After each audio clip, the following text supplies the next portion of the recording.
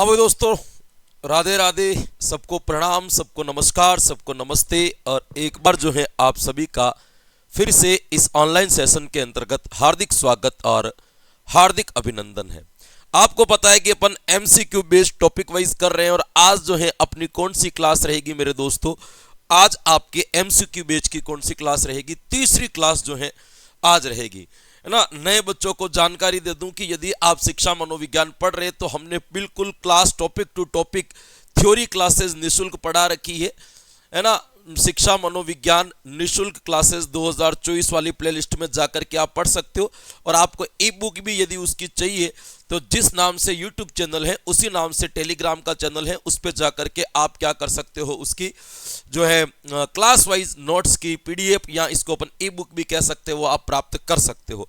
ये आपको ध्यान रखना है। थ्योरी हमने पहले ही पढ़ा रखी है, तो यदि आप थ्योरी पढ़ना चाहो तो वहां से जाकर के पहले पढ़ सकते हो, उसके बाद आप एमसीक्यू बेस की प्रैक्टिस जो है यहाँ पे कर सकते हो। हाँ, बाकी सारी चीजें गुण है वही, आपको लाइव चैट बॉक्स ऑफ करके रखना है या केवल और केवल प्रश्नों के उत्तर देने हैं। बाकी जो है आपको जम करके यहाँ पे करना है, क्योंकि हमारा मकसद जो है वो बड़ा अलग है, हमारा उद्देश्य जो है वो बड़ा अलग है, हमारा लक्ष्य जो है वो बड़ा अलग है। अलग होने का मतलब क्या है कि अपन जिस चीज के ऊपर काम कर रहे हैं वो सीधा का सीधा अपन नौकरी की तरफ, या अपन यूँ कह सकते हैं कि हमारी एक जो सपना है जो रीट देने के बाद में उसके बाद मेंस एग्जाम का, या अपन यूँ कहें कि बीएड एसटीसी करने के पीछे जो हमारा लक्ष्य था उसको पूरा करने या उसको पूरा साधने का प्रयास हम कर रहे हैं, तो हम वहां तक सोच रहे हैं। तो इसके बीच में जो प्रोसेस है उसको ब्रेक देना ही पड़ेगा, तो हमें वहां पे ध्यान देना ही नहीं है, ठीक है। दूसरी बात, आपके रीट 2025 की सारी शिक्षण वीडियो की थ्योरी क्लासेस भी अपन ने पूरी की पूरी निःशुल्क पढ़ा रखी है। आप प्ले लिस्ट में जाकर के class topic to topic class wise देख सकते हो। इसकी ई बुक आपके शायद मंडे तक शाम को आपके टेलीग्राम के ऊपर अपलोड हो जाएगी। सोमवार रात तक जो है इसके आने की पूरी संभावना है। सोमवार को रात तक आपके जो है ये पीडीएफ क्या कर दी जाएगी, अपडेट कर दी जाएगी, यानी कि परसों के दिन जो है आपके ये पीडीएफ आ जाएगी। यानी कि आज कितनी तारीख हुई, आज तारीख की अपन बात करें तो आज अपने पास में 4 तारीख, 6 तारीख तक जो है आपके इसके आने की पूरी संभावना है। क्लियर। मैंने कल आपको बता दिया था कि आज की क्लास के अंतर्गत अपन मनोविश्लेषणात्मक संप्रदाय को जो है दोस्तों क्या करेंगे, सोल्व करेंगे। आज आपके संप्रदाय के प्रश्न खत्म हो जाएंगे। कल अपन जो है शिक्षा मनोविज्ञान या फिर बाल विकास के प्रश्न क्या करेंगे दोस्तों, प्रारंभ करेंगे। चलिएगा, आज की क्लास का आपका पहला प्रश्न जो है वो ये रहा कि आपका पहला प्रश्न कहता है कि मनोविश्लेषणात्मक संप्रदाय, है ना, ये इसको अलग अलग कर दिया, इसको एक साथ में लिखना है आपको। मनोविश्लेषणात्मक संप्रदाय, मनोविश्लेषणात्मक संप्रदाय की यदि बात करें, मनोविश्लेषणात्मक संप्रदाय के प्रवर्तक कौन माने जाते हैं, निम्नलिखित में से किस व्यक्ति ने आपके मनोविश्लेषणात्मक संप्रदाय जो है उसका प्रतिपादन किया था। आपको यह बताना है कि मनोविश्लेषणात्मक का प्रतिपादन करने वाला व्यक्ति कौन था। तो ध्यान रखना, ऑप्शन 1 सिगमंड फ्राइड, अन्ना फ्राइड, विलियम जेम्स या वुडवर्थ। दोस्तों आपको ये ध्यान रखना है कि यहाँ पे आपके जो व्यक्ति था आपके इस मनोविश्लेषणात्मक संप्रदाय को देने वाला, उस व्यक्ति का क्या नाम था मेरे दोस्तों, सिगमंड फ्राइड। सिगमंड फ्राइड के द्वारा ही आपके कौन सा सिद्धांत दिया गया था मेरे दोस्तों, तो ध्यान रखना मनोविश्लेषणात्मक सिद्धांत जो है या मनोविश्लेषणात्मक जो संप्रदाय है वो क्या दिया गया है मेरे दोस्तों, आपके इसका निर्माण किया गया है। तो आपको पूछ ले कि बताओ सिगमंड फ्राइड द्वारा कौन सा संप्रदाय दिया गया, तो कौन सा दिया गया था, मनोविश्लेषणात्मक संप्रदाय दिया गया था। फिर उसके बाद में डिटेल्स अपन पढ़ेंगे, क्योंकि आज सारे सिगमंड फ्राइड के प्रश्न ही है, सारे के सारे आज मनोविश्लेषणात्मक के प्रश्न ही है। पूरा का पूरा अपन को आज की क्लास में सिगमंड फ्राइड को ही रिवाइज करना है, तो जैसे जैसे जो आएंगे उसको वैसे वैसे अपन पढ़ते जाएंगे, है ना। विलियम जेम्स की यदि बात की जाए मेरे दोस्तों, तो कल ही अपन ने बात की थी, ये वही विलियम जेम्स है जिसने आपके कौन से संप्रदाय की स्थापना की थी, ये वही विलियम जेम्स है जिसने आपके प्रकार्यवाद संप्रदाय की क्या की थी मेरे दोस्तों, स्थापना की थी। आपको ध्यान रखना, ये वही विलियम जेम्स है ना जिसने आपके द प्रिंसिपल ऑफ साइकोलॉजी नाम की किताब लिखी थी। द प्रिंसिपल ऑफ साइकोलॉजी, मनोविज्ञान के सबसे पहले सिद्धांत का प्रतिपादन करने वाले व्यक्ति का नाम क्या था, तो क्या नाम था आपके विलियम जेम्स। इसी ने आपके एक और किताब लिखी थी जिसका नाम था talk to teachers on psychology.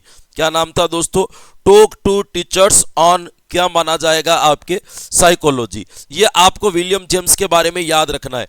William James के बारे में एक चीज और भी याद रखनी है मेरे दोस्तों कि आपके इस विलियम जेम्स को अमेरिका के अंतर्गत भी, कहां पे दोस्तों, इस विलियम जेम्स को आपके अमेरिका के अंतर्गत प्रायोगिक व आधुनिक मनोविज्ञान का जनक माना जाता है। प्रायोगिक और आधुनिक मनोविज्ञान का क्या माना जाता है? तो ध्यान रखना, मनोविज्ञान का जनक माना जाता है अमेरिका के अंतर्गत। ये विलियम जेम्स के अंतर्गत याद रखना। अन्ना फ्राइड इन्हीं के जो थे वो सहचर थे। वुडवर्थ की बात करें तो कल ही अपन ने कर ली थी। वुडवर्थ एक व्यवहारवादी व्यक्तित्व था। भाई कौन सा व्यक्तित्व था? आपके व्यवहारवादी। व्यवहारवादियों में वुडवर्थ की जो है आपके क्या की जाती है? गणना की जाती है। और वुडवर्थ के स्टेटमेंट्स जो है वो बड़े फेमस रहते हैं, बड़े प्रसिद्ध रहते हैं, कई बार पूछे जा सकते हैं। कल अपन ने वुडवर्थ की एक परिभाषा भी पढ़ी थी मनोविज्ञान के संदर्भ में कि मनोविज्ञान ने पहले आत्मा को त्यागा, फिर मन मस्तिष्क को त्यागा, फिर चेतना को त्यागा, फिर व्यवहार को अपनाए हुए हैं। ये किसने दी थी? ये वुडवर्थ ने दी थी। अधिगम विकास की एक प्रक्रिया है, वुडवर्थ ने बताया था। आनुवांशिकता इनटू वातावरण वुडवर्थ ने बताया था। तो ऐसी बहुत सारी चीजें हैं जिसके ऊपर वुडवर्थ के क्या है दोस्तों? स्टेटमेंट्स है। तो वुडवर्थ की परिभाषाएं आप खास तौर से जब भी आपको नजर आए तो इसके ऊपर आपको क्या करना है मेरे दोस्तों? ध्यान रखना है। तो क्लियर, यहां पे अपना उत्तर क्या सही हो जाएगा? यहां पे आपका उत्तर क्या सही हो जाएगा? Sigmund Freud. बहुत बढ़िया जो है, मुझे इस बात पर है ना 100% गर्व होना चाहिए कि हम वाकई में ऐसे बच्चों को पढ़ा रहे हैं, या हमारे साथ में वैसा ऐसे बच्चे पढ़ रहे हैं जो वास्तविकता में पढ़ने वाले हैं। एक फालतू का कमेंट बॉक्स में कमेंट नहीं, कोई लाइव चैट के अंदर कोई फालतू बात नहीं। मतलब कितना सटीक चीज है। और अपने तो खास निर्देश है कि कोई आकर के यूं ही पूछ ले तुम कहां से, मैं कहां से, ब्लॉक कर दे तू। भाई पढ़ने आए हो, कौन कहां से, क्या करना है अपन को, है ना? ये आपको ध्यान, बहुत अच्छी बात है। देखो एक प्रश्न और आया है, सिगमंड फ्राइड ने संरचनात्मक मॉडल के अंतर्गत विभाजित किसको किया है? आपको यह बताना है। देखो यहां पे एक थोड़ा सा कंफ्यूजन क्या है उसको ध्यान रखना। आप सब लोगों को पता है, आप सब लोगों को पता है कि भाई सिगमंड फ्राइड जो था विद्वान, उस सिगमंड फ्राइड ने आपके क्या किया था मेरे दोस्तों कि आपके इस सिगमंड फ्राइड ने है ना अपने सिद्धांत के अंतर्गत मॉडल बताए थे। और मॉडल की संख्या कितनी थी? 4 मॉडल बताए थे। भी कितने मॉडल बताए थे? 4 मॉडल बताए थे। अब यहां पे क्या होता है मेरे दोस्तों, एक जो आपके मॉडल बताया था उसका नाम था आपके स्थलाकृति का मॉडल। भाई क्या नाम था आपके? स्थलाकृति का मॉडल, स्थलाकृति। और दूसरे का एक का नाम था आपके गत्यात्मक। क्या नाम था मेरे दोस्तों? गत्यात्मक। अब होता क्या है मेरे दोस्तों, इन दोनों के नाम के पीछे संरचनात्मक लगता है। इसको कहा जाता है स्थलाकृति के संरचनात्मकता का मॉडल और गत्यात्मक संरचना का मॉडल। फिर आप कहोगे कि नहीं सर फिर तो ठीक है आपने ये बता भी दिया, फिर मान लीजिए किसी दिन केवल संरचनात्मक पूछेगा तो हम किसको सही मानेंगे? संरचनात्मक मॉडल। फिर गत्यात्मक वाले को मान लेना है, वो स्थलाकृति का मॉडल कहलाएगा, ये संरचनात्मक मॉडल कहलाएगा, है ना? फिर केवल जब पूछे तो फिर अपन इसी को सही मानेंगे। बाकी इन दोनों के पीछे संरचनात्मक लगता है स्थलाकृति की संरचनात्मकता का मॉडल, स्थलाकृति की संरचना का मॉडल। और एक जो है वो कौन सा हो जाएगा? आपके गत्यात्मक संरचनात्मक मॉडल, संरचना का मॉडल। ये आपको ध्यान रखना है। एक आपके मॉडल दिया था, उसका नाम था, तीसरे मॉडल का नाम था आपके दुश्चिंतात्मक मॉडल। भी कौन सा मॉडल दिया गया था? एक मॉडल दिया गया था जिसका नाम था दुश्चिंतात्मक मॉडल। ये ध्यान रखना। और अंतिम आपके चौथे नंबर पर जो दिया गया था वो कौन सा मॉडल दिया गया था मेरे दोस्तों? वो मॉडल दिया गया था आपके मनोलैंगिक मॉडल। कौन सा मॉडल दिया गया था दोस्तों? मनोलैंगिक मॉडल। इन 4 मॉडल का जो है निर्माण जो किया गया था वो किसके द्वारा किया गया था? तो वो सिगमंड फ्राइड के द्वारा किया गया था अपने संप्रदाय के अंतर्गत। सबके अंतर्गत इन्होंने अलग अलग प्रकार की चीजों को क्या किया है मेरे दोस्तों? वर्णन किया है।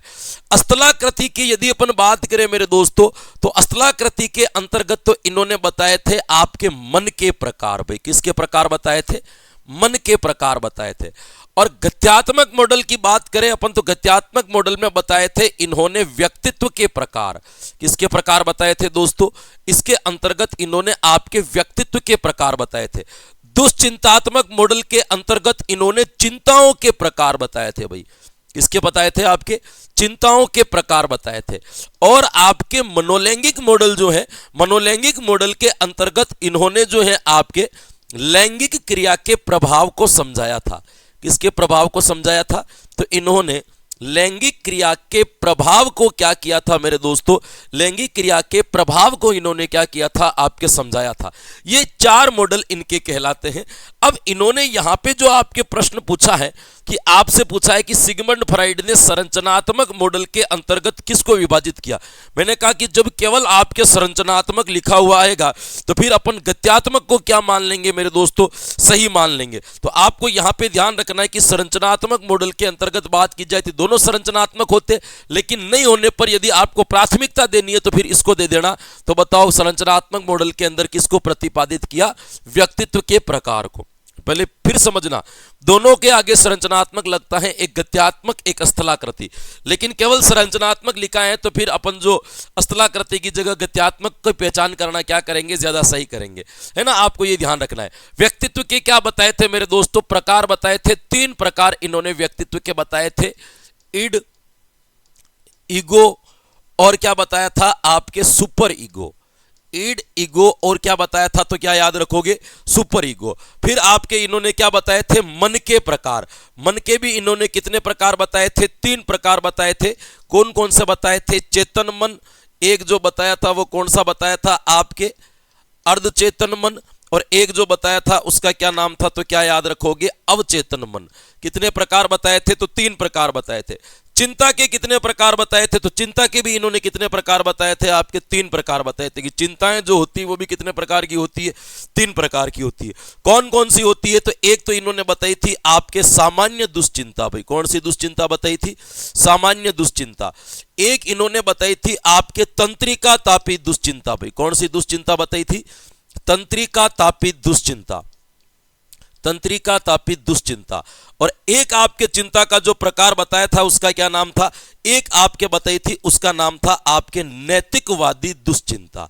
नैतिकवादी दुश्चिंता। ये आपको क्या रखना है? इसमें ध्यान रखना है। ये प्रकार आपके इन्होंने बताए थे। बुद्धि के प्रकार इन्होंने नहीं बताए थे, इनका कोई संबंध नहीं है। यहां पे आपका उत्तर जो सही हो जाएगा वो कौन सा हो जाएगा? ए वाला उत्तर क्या हो जाएगा? आपके बिल्कुल सही हो जाएगा। ठीक है, हाँ जी। अब देखो आगे एक और प्रश्न आता है। वो प्रश्न अपन को क्या कहता है? प्रश्न बड़ा अच्छा है। वह मन जिसे वर्तमान परिस्थितियों का संपूर्ण ज्ञान होता है उस मन को क्या कहते हैं? चेतन मन, अर्धचेतन मन, अवचेतन मन या उपयुक्त सभी? देखो हाँ, मुझे पता है कि आप इसका उत्तर दे दोगे क्योंकि मैंने सिगमंड फ्राइड बहुत अच्छा पढ़ाया। 3 घंटे तक लगभग आपको सिगमंड फ्राइड पढ़ाया था। और आज भी मैं सिगमंड फ्राइड को पढ़ाने में 2.5-3 घंटे लेता हूं क्योंकि एक महत्वपूर्ण पार्ट जो है वो ये कह देते हैं। देखो ये बात सही है कि सिगमंड फ्राइड ने अपने जो सबसे पहले स्थलाकृति का जो मॉडल दिया था उसके अंतर्गत इन्होंने क्या किया था मेरे दोस्तों? तो उसके अंतर्गत इन्होंने मन के प्रकार बताए थे। भाई किसके प्रकार बताए थे? आपके मन के प्रकार बताए थे। ये बात बिल्कुल सही है कि इन्होंने क्या किया था? आपके कौन सा मॉडल दोस्तों? फिर लिख रहा हूं यहां पे, स्थलाकृति। स्थलाकृति के अंतर्गत इन्होंने किसके प्रकार बताए थे मेरे दोस्तों? तो स्थलाकृति के अंतर्गत इन्होंने क्या बताए थे? आपके मन के प्रकार बताए थे। भाई किसके प्रकार बताए थे? मन के प्रकार बताए थे। इस मन के प्रकार के अंतर्गत इन्होंने जो सबसे पहला मन बताया था उसका नाम था आपके चेतन मन। भाई कौन सा मन बताया था इन्होंने? चेतन मन। सिगमंड फ्राइड कहता है कि कुल मन का केवल इसका जो वेटेज होता है वो केवल कितना होता है? आपके 10%। जितना हमारा कुल मन काम करता है एक व्यक्ति के विकास की भूमिका में या एक व्यक्ति को संभालने की भूमिका में, एक मन जो सबसे ज्यादा काम करता है वो कौन सा करता है? आपके चेतन मन करता है। ये आपको क्या रखना है? ध्यान रखना है। चेतन मन की भूमिका जो होती है वो आपकी कितनी होती है? केवल और केवल 10% होती है। फिर आपको यहां पे ध्यान रखना है चेतन मन करता क्या है? चेतन मन एक ऐसा मन होता है जिसको वर्तमान परिस्थिति का, किसका दोस्तों? वर्तमान परिस्थिति का संपूर्ण ज्ञान होता है। एक ऐसा मन जिसको वर्तमान परिस्थिति का क्या होता है मेरे दोस्तों? संपूर्ण ज्ञान। हमारी आंखों के सामने क्या हो रहा है, क्या नहीं हो रहा है, क्यों हो रहा है, किस लिए हो रहा है, इसका जो पूरी जानकारी होती है वो हमारे कौन से मन को होती है? तो वो हमारे चेतन मन को होती है। ध्यान रखना। एक आपको ध्यान रखना है इस चेतन मन के बारे में।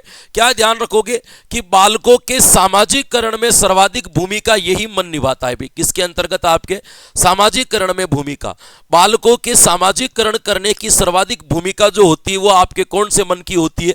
तो वो आपके चेतन मन की होती है।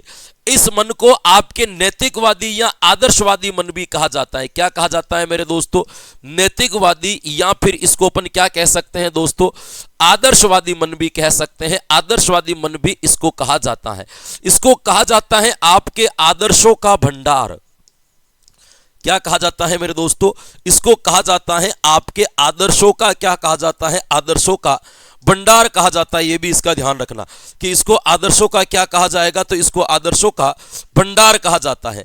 एक बात का आपको और ध्यान रखना है इसके अंतर्गत, तो चेतन मन क्या है? आपका केवल 10% वेटेज होता है। तो यहां पे आपसे यह पूछा गया है कि वह मन जिसे वर्तमान परिस्थितियों का संपूर्ण ज्ञान हो क्या कहलाएगा? तो वह मन जिसको वर्तमान परिस्थिति का संपूर्ण ज्ञान हो वह हमारा कौन सा मन कहलाएगा? तो वो हमारा मन कौन सा कहलाएगा? हमारा चेतन मन जो होगा उसको वर्तमान परिस्थिति का पूरा क्या रहता है? ज्ञान रहता है। अब यहां पे देखिएगा, आगे और प्रश्न होंगे तो इसको डिटेल से कर लेते। हाँ, एक एक प्रश्न के साथ में इनको बताएंगे। चलो कोई बात नहीं। इसको क्या कहा जाएगा? आपके चेतन मन कहा जाएगा। आपको क्या रखना है दोस्तों? ध्यान रखना है। अब देखिएगा अगला प्रश्न आया है आपके लिए। यहां पे मैं आपके अवचेतन मन को समझा दूंगा। बताओ, विद्यार्थियों के लिए अच्छा मन कौन सा होता है? क्या प्रश्न पूछा?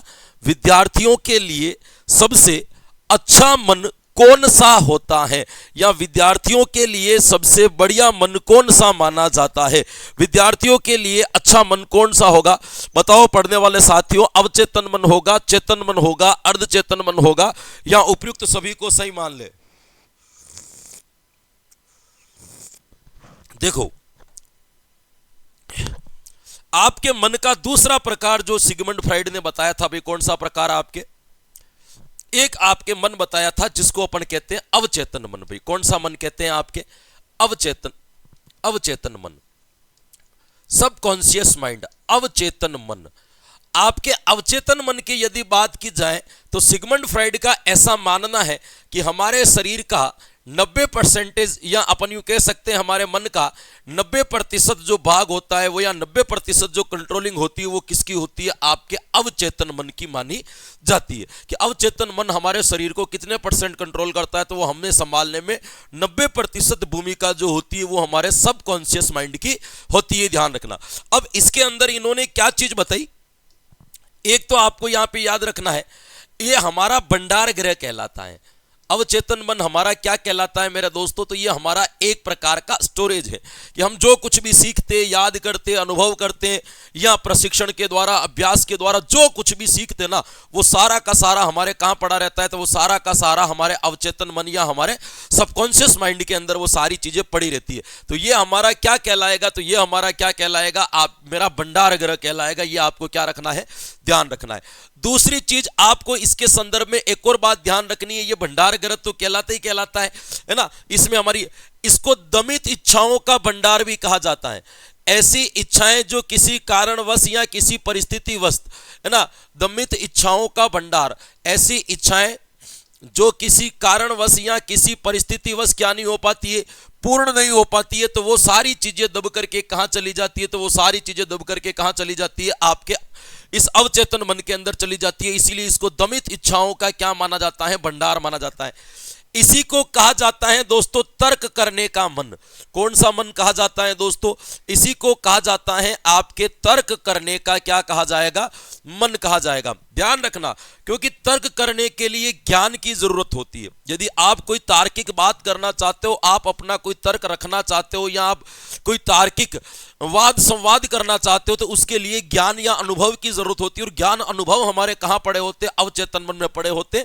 इसीलिए इसको कौन सा मन कहा जाता है? तो इसको तर्क का मन कहा जाएगा। इसके बाद में आपको तर्क का मन कहा जाएगा। फिर एक बात याद रखना, इसके अंतर्गत यह कहा जाता है आपके की नींद में घटित होने वाली घटना है। भाई कौन सी दोस्तों? नींद में घटित घटना का संबंध भी इसी से होता है। घटना का संबंध, नींद में कौन कौन सी घटनाएं घटती है? तो ध्यान रखना कि एक तो जो आपको नींद में क्या आते हैं मेरे दोस्तों, एक तो जो आपके सपने आते हैं। तो ध्यान रखना, सपनों का जो संबंध होता है वो भी कौन से मन से होता है? आपके अवचेतन मन से होता है। एक आपके क्या करते हैं मेरे दोस्तों? नींद में बल बलाना, नींद में लोग बोलते हैं, तो नींद में बलबलाना भी आपके इसी से होगा।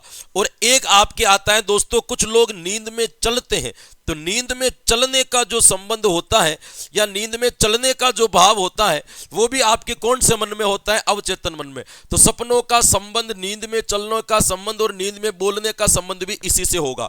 ध्यान रखना, विद्यार्थियों के लिए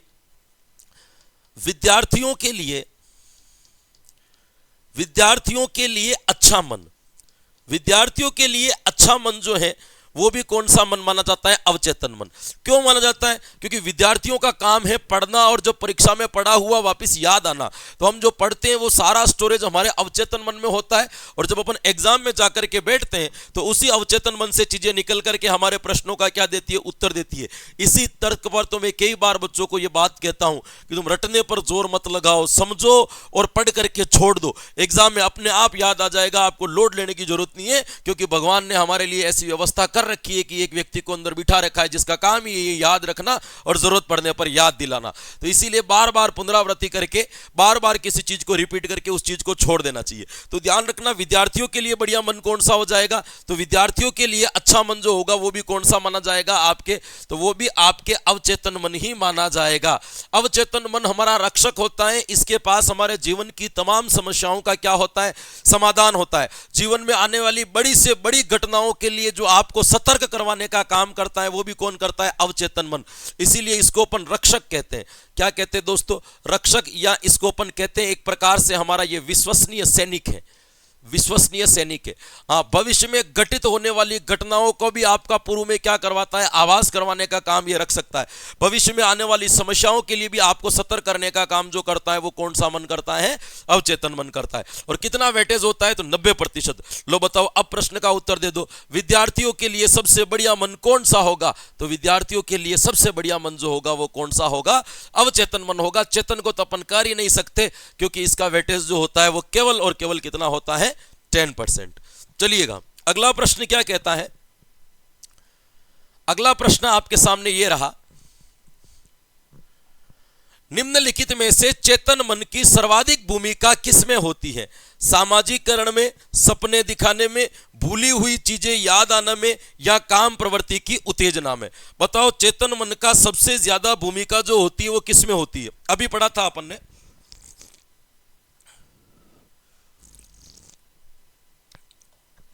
देखिए हमने पढ़ा था चेतन मन की सर्वाधिक भूमिका होती है बालकों के सामाजिकरण करने में। बालकों का सामाजिकरण करने में चेतन मन की भूमिका क्या होती है मेरे दोस्तों? चेतन मन की भूमिका अधिक होती है। चेतन मन की भूमिका क्या होती है? अधिक होती है। चेतन मन की भूमिका अधिक होती है। अब सपने दिखाने के अंतर्गत तो यहां पे आपके सपनों का संबंध अवचेतन मन का होता है, तो यहां पे अवचेतन मन की भूमिका होगी। भी कौन से मन की भूमिका होगी? अवचेतन मन की भूमिका होगी। अवचेतन मन की क्या होगी? भूमिका होगी। तो सामाजिकरण में तो चेतन मन की भूमिका और सपने दिखाने में अवचेतन मन की भूमिका है। तो प्रश्न के अकॉर्डिंग तो अपना यह आंसर सही हो जाएगा, लेकिन यहां पे एक लाइन और दे रखी है। देखो, काम प्रवृत्ति का संबंध जो होता है वो भी कौन से मन से होता है? अवचेतन मन से होता है। काम प्रवृत्ति का संबंध जो होता है वो भी कौन से मन से होता है? अवचेतन मन से होता है। अब देखो, भूली हुई चीज का अचानक से याद आना, ये देखो। अब अपना तीसरा मन जो आता है उसका नाम है अर्धचेतन मन। तीसरा मन जो आएगा उसका नाम क्या है? उसका नाम है आपके अर्धचेतन मन। अर्धचेतन मन क्या कहता है दोस्त? यह अर्धचेतन मन आपके चेतन और अवचेतन के मध्य की भूमिका निभाता है। अवचेतन के मध्य की भूमिका निभाता है। भूमिका निभाता है। चेतन तथा अवचेतन मन के मध्य की भूमिका जो मन निभाता है उसको अपन क्या कहते हैं? अर्धचेतन मन कहते हैं। भूली हुई बातों को याद दिलाने का काम, यहां भूली हुई बातें अचानक से जो याद आती हैं, भूली हुई बातें अचानक से याद आना, इसका प्रयास जो करता है वो भी कौन करता है? आपके अर्धचेतन मन। इसकी खास बात क्या है कि इसको वर्तमान परिस्थिति का पूर्ण ज्ञान नहीं होता। अर्धचेतन मन को वर्तमान परिस्थिति का पूर्ण ज्ञान नहीं होता, किंतु किंतु कराया जा सकता है। क्या किया जा सकता है? किंतु कराया जा सकता है। इसको वर्तमान परिस्थिति का ज्ञान नहीं होता लेकिन कराया जा सकता है, क्योंकि कई बार ऐसा होता है कि किसी एक चेहरे को देख करके अपन को ऐसा लगता है कि इस चेहरे को मैंने पहले कहीं न कहीं क्या कर रखा है, देख रखा है। इस चेहरे को मैं पहले से कहीं न कहीं से क्या करता हूं, जानता हूं। तो आपको ये कहां जानते हो, कहां देखा है, ये तो नहीं पता, लेकिन ये तो पता है कि भाई कहीं न कहीं इसको देख रखा है। अब ये कहां देख रखा है, ये पता लगाने का काम कौन करेगा? हमारा अर्धचेतन मन करेगा।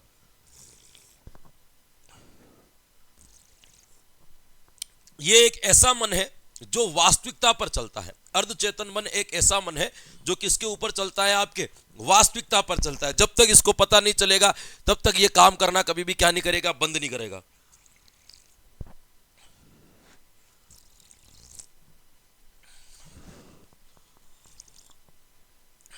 एक मिनट है ना।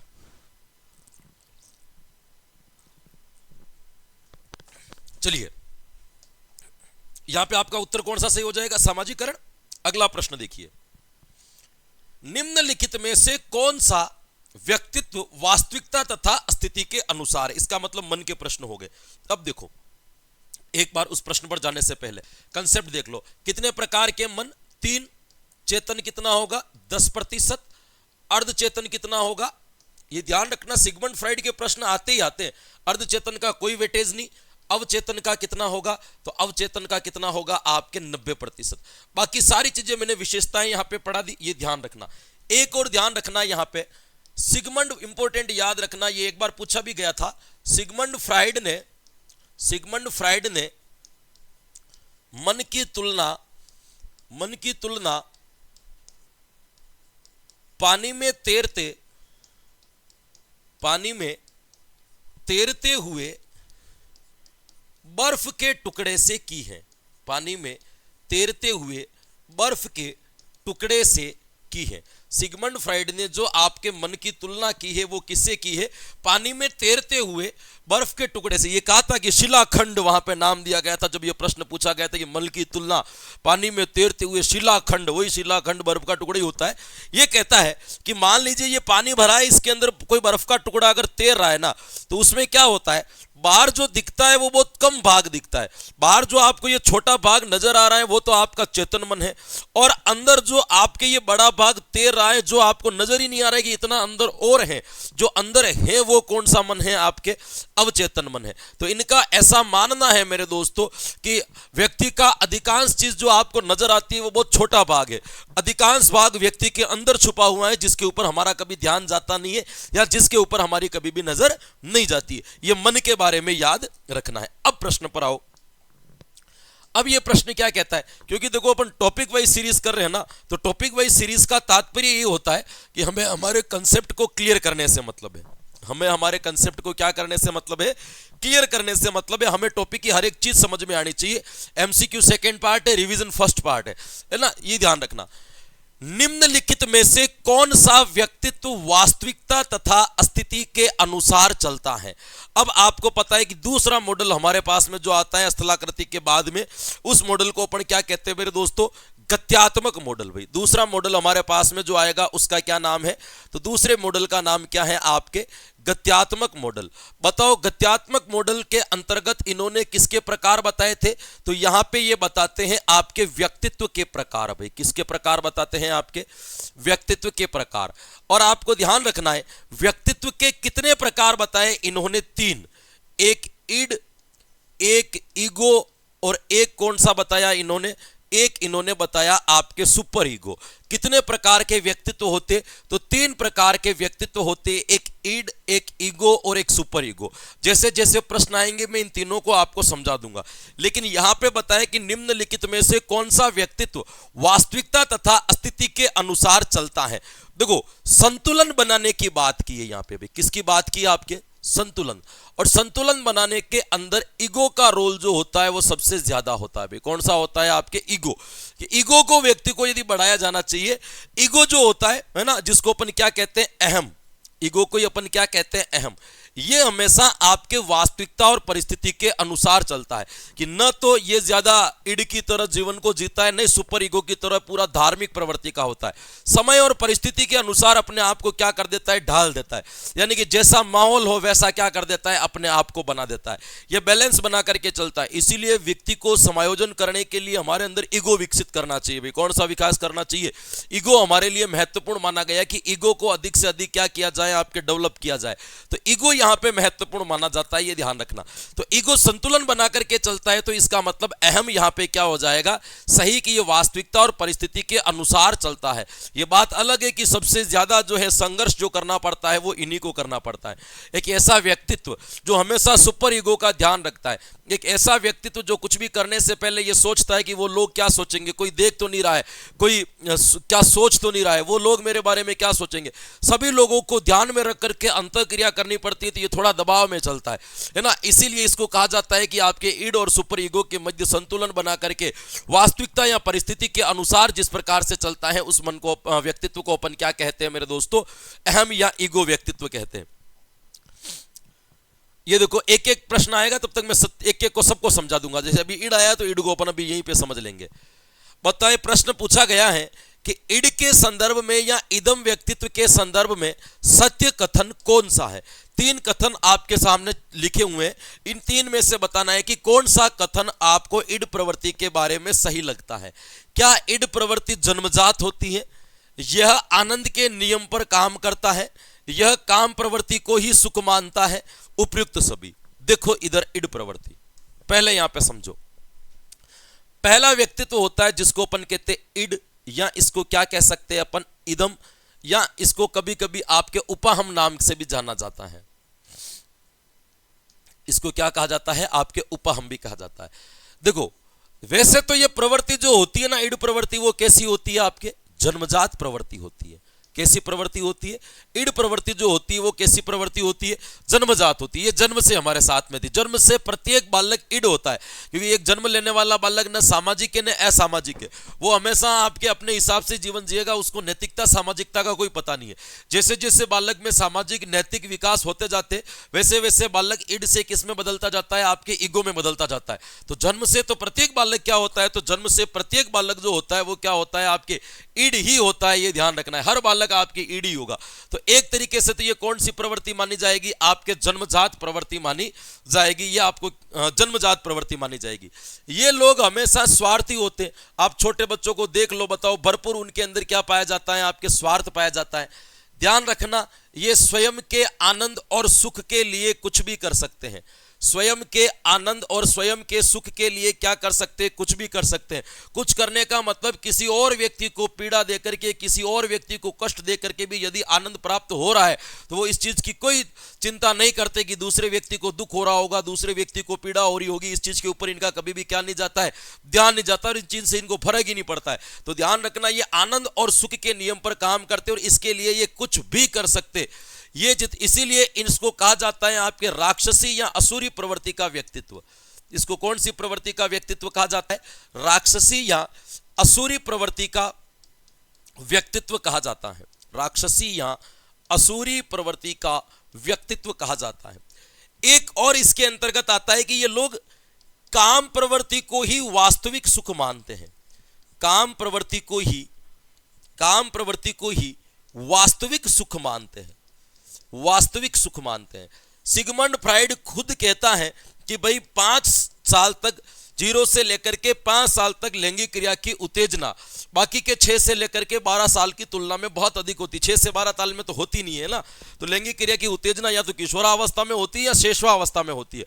तो शेषवावस्था में बालकों के अंतर्गत सबसे ज्यादा लैंगिक क्रियाओं की उत्तेजनाएं होती है और सबसे ज्यादा इच्छाओं का दमन का शेषवा अवस्था में ही बालक करता है, क्योंकि पेरेंट्स या अभिभावक को मनोविज्ञान के ज्ञान का अभाव होने के कारण बालकों की लैंगिक क्रियाओं की संतुष्टि जो अलग अलग प्रकार से बालक करता है उनको होने नहीं देते। इसकी वजह से उनकी लैंगिक क्रियाओं का दमन या काम प्रवृत्ति का दमन कहां पे हो जाता है, आपके अवचेतन मन में सबसे ज्यादा करते हैं, है ना। और आपको यह भी ध्यान रखना है, ये लोग आपके काल्पनिक ज्यादा होते हैं। भाई क्या होते हैं, आपके काल्पनिक, सपने बहुत ज्यादा देखते हैं, और सपने ज्यादा देखते और पूरा एक भी नहीं हो पाता है तो वो भी दब करके कहां जाएगा, अवचेतन मन में।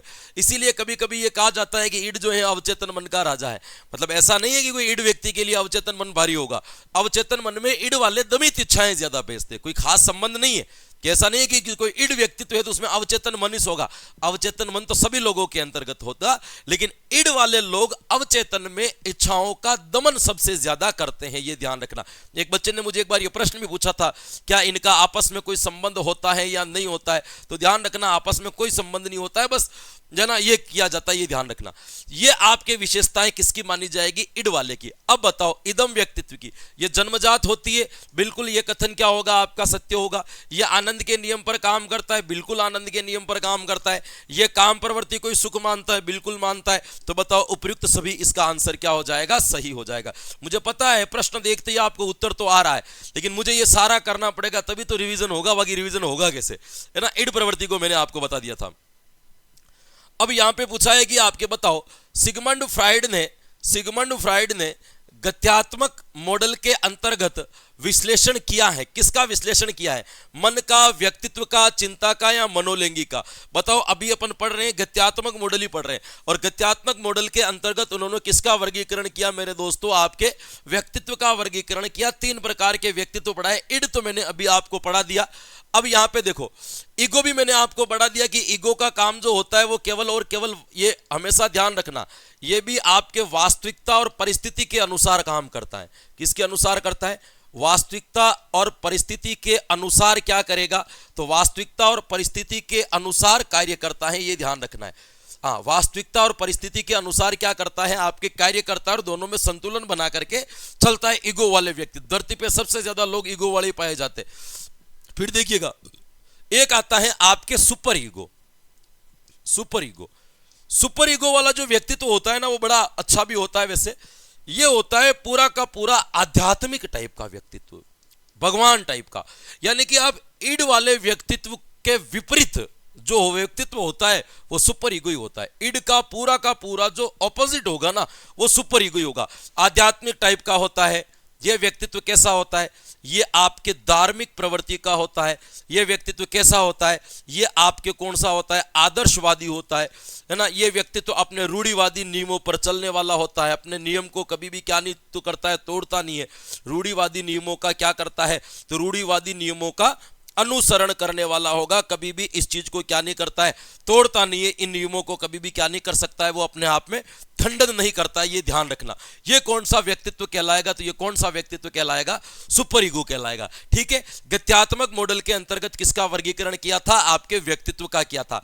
अस्थलाकृति के मॉडल के अंतर्गत किसका वर्णन किया था? तो अस्थलाकृति के अंतर्गत आपके मन का वर्गीकरण किया गया था। चिंताओं का वर्गीकरण किसमें किया गया था? तो एक मॉडल था जिसका क्या नाम था? आपके दुश्चिंतात्मक मॉडल।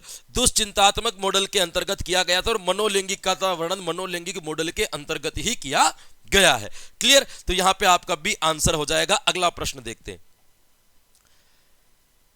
किस अवस्था में बालकों के जन्नांगों के साथ कौतूहल करते हुए लैंगिक क्रिया की संतुष्टि प्राप्त करता है? कि ऐसी कौन, सिगमंड फ्राइड के अनुसार ऐसी कौन सी अवस्था है जिसमें बालक अपने लैंगिक क्रिया की जो संतुष्टि वो जन्नांगों के साथ कौतूहल करते हुए या जन्नांगों के साथ खेलते हुए करता है? तो यहां पे देखिएगा, मैंने आपको जब ये मॉडल पढ़ाया था, मैंने आपको ये बताया था कि सिगमंड फ्राइड ने भाई आपके एक मॉडल दिया था जिसका नाम क्या था? आपके मनोलैंगिक मॉडल। शॉर्ट में इसको समझना, पूरा का पूरा मनोलैंगिक क्या दिया था? आपके मॉडल दिया था। मनोलैंगिक मॉडल में सबसे पहले जो अवस्था बताई थी वो कौन सी बताई थी? मुखावस्था। कौन सी बताई थी? मुखावस्था। मैंने 1 साल तक लिखाई थी। कुछ लोग इसको 18 माह तक भी मानते कि ये जो होती है वो आपके कितनी होती है? आपके, मैंने तो आपके 1 वर्ष तक लिखाई थी, 1 वर्ष। कुछ लोग इसको कितना मानते? 18 माह तक भी मानते, है ना। मुखावस्था। मुखावस्था के अंतर्गत बालक जो लैंगिक क्रिया करता है वो किसके द्वारा करेगा? तो मैंने आपको बताया था कि यहां पे बालक जो लैंगिक क्रिया करता है वो किसके द्वारा करता है? लैंगिक क्रिया बालक मुख के द्वारा करता है। मुख में क्या होता है? किसी भी चीज को चूसना उसको अच्छा लगता है, चाहे वो अंगुली चूसे, अंगूठा चूसे, कोई कपड़ा चूसे या मां का स्तनपान करे, किसी भी समय बालक क्या करता है, यहाँ पे लैंगिक क्रियाएं करता है। कौन से वर्ष में करता है? 0 से लेकर के 1 वर्ष में बालक। फिर आपके दूसरी अवस्थाएं जो बताई थी उसका क्या नाम था मेरे दोस्तों? उस अवस्था का नाम था आपके गुदा अवस्था। गुदा अवस्था लगभग 4 वर्ष तक चलती है और इस अवस्था के अंतर्गत जो बालक लैंगिक क्रिया करता है वो लैंगिक क्रिया किसके द्वारा करता है? तो इस अवस्था के अंतर्गत जो लैंगिक क्रिया करेगा वो किसके द्वारा करेगा? बालक गुदा के द्वारा करेगा। मतलब यहां पे मल मूत्र के द्वारा क्या करता है दोस्तों? लैंगिक क्रिया करता है। किसके द्वारा करेगा? मल मूत्र के द्वारा। यहां पे 2 परिस्थितियां बनती है, एक का तो नाम है धनात्मक और एक का नाम है क्या है मेरे दोस्तों? निष्कासन। कुछ बच्चे ऐसे होते हैं जो आवश्यकता से अधिक मलमूत्र का त्याग करके लैंगिक क्रिया करते, उनको तो निष्कासन कहा जाता है। कुछ बालक ऐसे होते हैं जो मलमूत्र को रोके रखते और लैंगिक क्रिया करते, उनको क्या कहा जाता है? तो उनको आपके क्या कहा जाता है? धनात्मक कहा जाता है। दोनों रूप से यहां पे कर सकते हैं। फिर आपको ध्यान रखना है, फिर आपको यहां पे ध्यान रखना है, ये आपके 2 अवस्थाएं हो गई। उसके बाद में इधर आती है आपके तीसरी अवस्था। कौन सी अवस्था आती है? तीसरी अवस्था। तीसरी अवस्था को कहा जाता है आपके लिंग प्रधान अवस्था। लिंग प्रधान अवस्था लगभग 1 साल तक चलती है, 4 से 5 साल तक। लिंग प्रधान अवस्था के अंतर्गत बालक के जनन अंगों का विकास प्रारंभ हो जाता है। इसका विकास प्रारंभ हो जाता है, जनन अंगों का विकास जो है वो यहां पे क्या हो जाता है? आपके प्रारंभ हो जाता है। बालक इसी अवस्था के अंतर्गत, ध्यान रखना, इसी अवस्था के अंतर्गत जनन अंगों के साथ में कौतूहल करते हुए क्या करेगा? लैंगिक क्रियाएं करता है। वो कौन सी अवस्था होती है? तो वो लिंग प्रधान अवस्था यहां पे मानी जाती है। और मैंने बताया भी था कि यहां पे संतुष्टि प्राप्ति नहीं होने पर बालक के अंदर भविष्य में सम्मोहक, या इसके लिए एक शब्द और भी था, मैंने ये भी बताया था, इशकबाज बनने की संभावनाएं क्या हो जाती है? बढ़ जाती है भाई, क्या ना, लिंग प्रधान अवस्था में। चौथी अवस्था इन्होंने बताई थी, उसका क्या नाम रखा था? चौथी अवस्था का नाम था अव्यक्त अवस्था, जो लगभग 6 से 12 वर्ष तक चलती है और इसमें किसी भी प्रकार की बालक लैंगिक क्रियाएं नहीं करता है, क्योंकि यहां पे लैंगिक क्रियाएं क्या रहती है दोस्तों? सुसुप्त रहती है 6 से 12 साल तक। इसीलिए 6 से 12 साल के समय को शैक्षणिक दृष्टि से सबसे महत्वपूर्ण काल माना जाता है कि बालकों को यदि शिक्षा देनी है या बालकों को यदि पढ़ाना है तो शिक्षा देने के लिए सबसे महत्वपूर्ण समय जो माना जाता है वो 6 से लेकर के कितना माना जाएगा? आपके 12 वर्ष तक माना जाएगा। ये आपको ध्यान रखना है। फिर इन्होंने 5वीं अवस्था बताई थी जिसका नाम था आपके जनेंद्रिय अवस्था। ये लगभग 12-13 वर्ष से क्या हो जाती है? प्रारंभ हो जाती है। और इस अवस्था में जाते जाते बालक के जनन अंगों का पूर्ण क्या हो जाता है दोस्तों? विकास हो जाता है। और विकास हो जाने के कारण बालकों में अचानक से यहां से क्या बढ़ जाती है? तो यहां पे काम प्रवृत्ति की तीव्रताएं बढ़ जाती हैं। ये आपको ध्यान रखना है। ये 5 अवस्थाएं इनके द्वारा बताई गई थी। किसके द्वारा? इनके द्वारा। सिगमंड फ्राइड ने एक बात और भी कही थी। सिगमंड फ्राइड ने कहा था कि बालकों में जैसे मूल प्रवृत्तियां पाई जाती है, ठीक उसी प्रकार से लैंगिक क्रिया भी एक क्या है मेरे दोस्तों? लैंगिक क्रिया भी एक मूल प्रवृत्ति है। लेकिन ये दूसरी लैंगिक क्रिया भी एक प्रकार की मूल प्रवृत्ति है। लेकिन ध्यान रखना, इन्होंने ये भी कहा था कि ये बाकी सभी जितनी भी मूल प्रवृत्तियां होती है उसमें से थोड़ी सी अलग है। क्यों अलग है?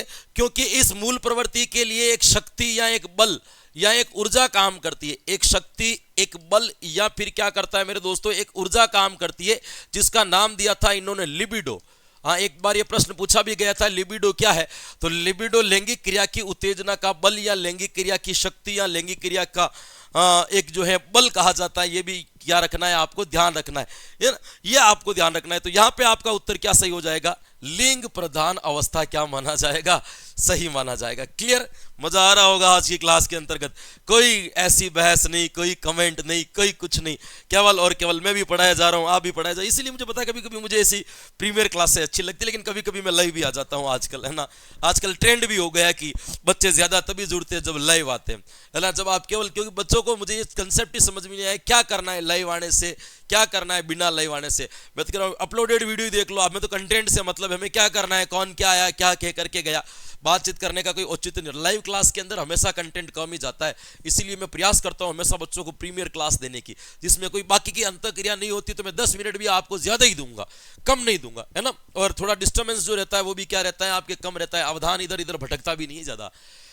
निम्नलिखित में से कौन सी अवस्था मनोलैंगिक मॉडल की नहीं है? मैंने अभी आपको बताया था, बताओ मनोलैंगिक मॉडल की कितनी अवस्थाएं हैं? 5 अवस्थाएं। वापिस देख लेना, 5 अवस्था के नाम बता रहा हूं।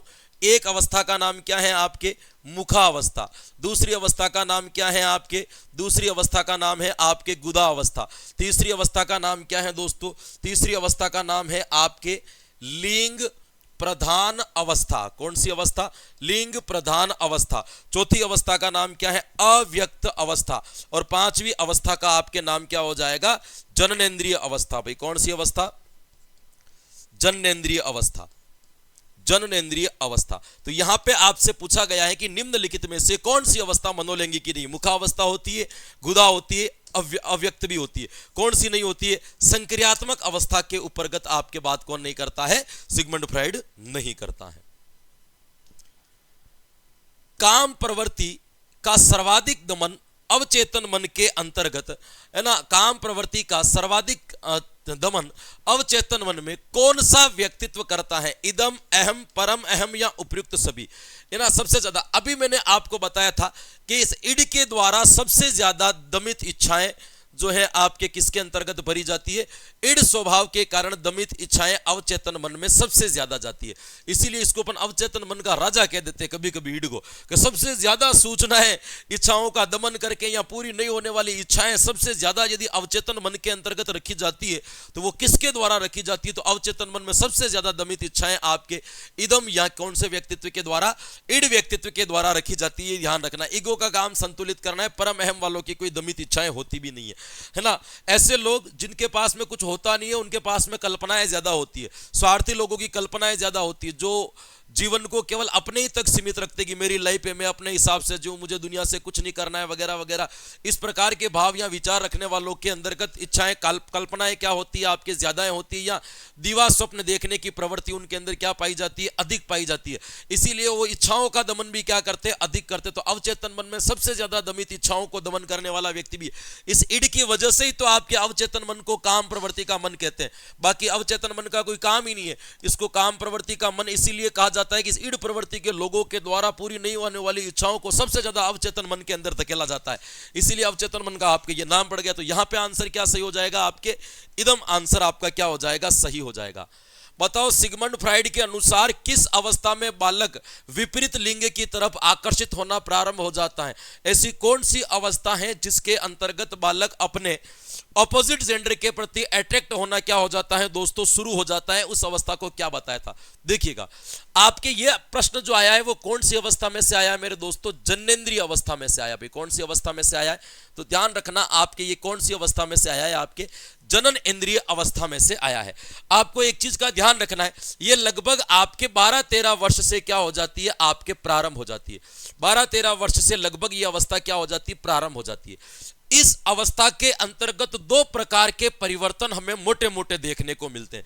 कौन कौन से, देखो प्रारंभ में तो बालक क्या होता है आपके समलिंगीय आकर्षित रहता है, यानी कि अपने समान जेंडर के साथ में उनका आकर्षण क्या रहता है मेरे दोस्तों, बना रहता है, समान लिंगीय आकर्षण रहता है। आगे जाकर के बालक के अंदर कौन सा आकर्षण आता है, तो आगे जाकर के बालक में विपरीत लिंगीय आकर्षण क्या हो जाता है दोस्तों, बढ़ जाता है। विपरीत लिंगीय आकर्षण क्या होता है, बढ़ जाता है। तो सिगमंड फ्राइड कहता है कि 12-13 से लेकर के लगभग आपके 20, 21, 22 साल तक तो जो है वो कौन सा रहेगा आपके 21, 22 साल तक वो तो रहता है आपके समलिंगीय। उसके बाद जो आ जाता है वो कौन सा आ जाता है आपके जो है 22 वर्ष के बाद में जो आ जाता है वो कौन सा आ जाता है, तो वो आ जाता है विपरीत लिंगीय आकर्षण। अब यहाँ पे हमें क्या लगता है ना, कभी कभी हम 16 या 18 वर्ष को सही करने में ज्यादा महत्व देते हैं। बात आपकी सही है, हम प्रैक्टिकली यदि देखा जाए है ना, प्रायोगिक रूप से देखा जाए तो आप भी अपने आसपास के जीवन में या अपने आसपास के लोगों के अंतर्गत या अपने नजदीकी लोगों को यदि ऑब्जर्वेशन करते हो तो वहां पे ऑब्जर्व करते हो आपने देखा होगा, ये तो बहुत बड़ी बात हो गई कि भाई 22 साल के बाद में विपरीत लिंग का आकर्षण जो है प्रारंभ हो जाता है। वर्तमान में आप देख रहे हो 8वीं क्लास में पढ़ने वाले बच्चों के तो ब्रेकअप हो जाते हैं, वो रोने लग जाते हैं, जिंदगी में कुछ नहीं है, सब कुछ खत्म हो गया है। 8वीं क्लास के बच्चों के साथ में ये घटनाएं घटने लग जाती है। 8वीं क्लास का बच्चा ये सोच रहा है कि कोई मुझे छोड़ करके चला गया और जीवन समाप्त भी हो गया, तो इसका मतलब ये प्रैक्टिकली है। अब मनोविज्ञान क्या है कि औसतन व्यक्ति की आयु 100 वर्ष मानता है। अब जो 100 वर्ष तक व्यक्ति जिएगा ना, उसके साथ में तो घटनाएं क्रमबद्ध रूप से ऐसे ही घटेगी, लेकिन जो 100 वर्ष से कम या 100 वर्ष से पहले जिनकी मृत्यु हो जाएगी उनकी घटनाएं हम जो घटनाएं 22 साल में घट घटनी चाह रही है वो 14 साल में घट रही है, तो लोगों की आयु भी तो कम हो रही है, उनकी आयु भी 60 साल बच्ची है, 70 साल बच्ची है। तो इस वजह से ये घटनाएं हमें प्रैक्टिकली ऐसे देखने को मिलती है। लेकिन सिगमंड फ्राइड के अनुसार 21-22 साल के बाद ही व्यक्ति क्या होता है, ये सिगमंड फ्राइड के इसी सिद्धांत के आधार पर आपको पता हो तो 9वीं से लेकर के कॉलेज तक लड़के और लड़कियों की स्कूल, लड़के और लड़कियों की कॉलेजें आपको अलग अलग मिल जाती है ना। उसके बाद में भले सिमिलर मिल जाए, क्योंकि सिगमंड फ्राइड ये मानता है कि जिस समय बालक को जैसा एनवायरनमेंट चाहिए यदि वैसा दिया जाता है तो बालक के विकास की गति बढ़ जाती है। जब बालक सेम जेंडर के साथ में रहना चाह रहा है तो उसको सेम जेंडर के साथ में रखो, उसकी गति क्या हो जाएगी, बढ़ जाएगी। जैसे आपने विपरीत जेंडर के साथ में रखना शुरू किया, उसकी गति में अपने आप क्या आ जाएगा, जो है डाउनफॉल आ जाएगा। तो ये ध्यान रखिएगा, ये सारी चीजें इन्हीं के आधार पर दी गई थी। तो यहां पे अपना उत्तर 22 वर्ष सही होगा भाई। कौन सा माना जाएगा, आपके 22 साल के उत्तर को अपन क्या मानेंगे, यहां पे सही मानेंगे, ध्यान रखना। निम्नलिखित में से सिगमंड फ्राइड की पुस्तक है ना। आपको पता है सिगमंड फ्राइड की 3 पुस्तकें आपके प्रमुख मानी जाती है। एक तो मानी जाती है आपके इड एवं ईगो। कौन सी मानी जाएगी, इड व ईगो, ये आपके इसकी। एक आपके मानी जाती है आपके अवचेतन मन। भाई क्या मानी जाती है, आपके अवचेतन मन। एक आपको ध्यान रखना है, इसके अंतर्गत एक और मानी जाती है जिसका नाम है स्वप्न विश्लेषण। स्वप्न विश्लेषण, ध्यान रखना, ये स्वप्न विश्लेषण आपके सिगमंड फ्राइड की किताब भी है और इसके सिगमंड फ्राइड का एक मेथड भी है, विधि भी है ना। लोगों के सपनों को समझ करके उनके बारे में बताना। आपने वो मूवी देखी होगी फुकरे, हाँ, स्वप्न विश्लेषण पर बनी हुई है। एक को सपना आता है, दूसरा उस सपनों का विश्लेषण करता है, फिर लॉटरी के नंबर लगाते हैं और उनके लॉटरी वगैरह लग जाती है। वो मूवी जो बनी हुई है वो किस पे ऊपर बनी हुई है, तो आपके स्वप्न विश्लेषण के आधार पर बनी हुई है। तो यहाँ पे स्वप्न विश्लेषण, अचेतन मन, इडोमिगो, सारी की सारी इनकी पुस्तकें कहलाएगी। मनोविश्लेषण का आविष्कार करने से पहले फ्राइड ने किस क्षेत्र में अपना नाम बताया था। यह प्रश्न वैसे आना नहीं चाहिए था, आ गया है तो मैं आपको बता दूं, तंत्रिका विज्ञान। भाई यहां पे उत्तर सही क्या होगा, तंत्रिका विज्ञान। कि सिगमंड फ्राइड ने मनोविश्लेषणात्मक सिद्धांत देने से पहले तंत्रिका विज्ञान के ऊपर क्या किया था, आपके काम किया था। और तंत्रिका विज्ञान में बड़ी प्रसिद्धि भी इन्होंने क्या कर रखी थी, आपके प्राप्त कर रखी थी। ये आपको ध्यान रखना, इन्होंने ये चीज यहां पे बताई है ना, ये आपको पता होना चाहिए। अब देखो यहां पे एक चीज का प्रश्न नहीं आया है, वो प्रश्न किसका नहीं आया था, आपके दुश्चिंता का एक भी प्रश्न नहीं आया है। समझ लो दुश्चिंताएं। सिगमंड फ्राइड ने दुश्चिंताएं 3 प्रकार की बताई। कौन कौन सी बताई, एक सामान्य। सामान्य का मतलब ऐसी दुश्चिंता जो सभी लोगों में समान पाई जाती है, जैसे प्राकृतिक घटनाओं का भय सभी लोगों में क्या पाई जाएगी, आपके समान पाई जाएगी। एक आपके बताई थी तंत्रिका तापी। कौन सी बताई थी, आपके तंत्रिका तापी। तंत्रिका तापी जो आपके दुश्चिंता बताई थी, ये केवल इड प्रवृत्ति में पाई जाती है। इड प्रवृत्ति का जो भय होता है उसको क्या कहा जाता है, आपके तंत्रिका तापी। एक बताया गया था, उसका क्या नाम था, आपके नैतिकवादी दुश्चिंता। भाई कौन सी बताई थी इन्होंने, नैतिकवादी दुश्चिंता। ये ध्यान रखना, इसमें क्या होता है, इड वाले इसके अंतर्गत क्या होता है कि आपके जो ईगो वाले होते हैं ना, इन ईगो वालों को सुपर ईगो से भय लगता है। सुपर ईगो से क्या लगता है, डर लगता है। ठीक वैसे ही है ना, मैं ये करूंगा तो पापा क्या कहेंगे, हम ये करेंगे तो मम्मी क्या कहेगी, वगैरह वगैरह। अपन जो सोचते हैं ना, ये जो अपना सोचने का जो भाव है वो किस वजह से आता है, तो वो इनकी वजह से आता है। ये आपके आज के प्रश्न में सिगमंड फ्राइड कंप्लीट। मुझे पता है कुछ भी कहने की जरूरत नहीं, क्लास बढ़िया लगी है, कमेंट बॉक्स में जाकर के आपको कमेंट करना ही है ना। और साथ साथ में अंतिम वाली जो लाइनें है वो तो आपको कहनी है, कल आपके अवकाश रहेगा। लेकिन कल संडे के दिन संभावना है कि मैराथन क्लास आ सकती है, आरटी 2009 की आ सकती है, एनईपी 2020 आ सकती है, राष्ट्रीय शिक्षा नीति 2020 आ सकती है, कोई भी है ना आपके हो सकता है एनसीएफ 2005 आए, क्या हो सकता है कि एक आध क्लास आपको मैराथन में मिल जाए, तो वो टेलीग्राम से आपको सूचना मिल जाएगी। अभी कोई घोषणा जो है आपके नहीं की जा रही है। तो आशा करते हैं कि आज की क्लास में जो कुछ भी पढ़ा, सीखा, जाना, समझा, याद किया, वो आपके आने वाली प्रतियोगी परीक्षाओं के लिए बड़ा लाभकारी या हितकारी सिद्ध होगा, ऐसी मैं आशा करता हूं, ऐसा मुझे विश्वास है। तो बिल्कुल हंसते रहे, मुस्कुराते रहे, प्रसन्नचित्त रहे, आनंद में रहे, मजे लेते रहे, लेकिन साथ साथ में अपनी तैयारी को भी जोरों और शोरों से जारी रखें। कल फिर मिलेंगे कुछ नए कंटेंट के साथ में, तब तक के लिए मुझे दीजिए आज्ञा। Thank you so much. Radhe Radhe and जय हिंद।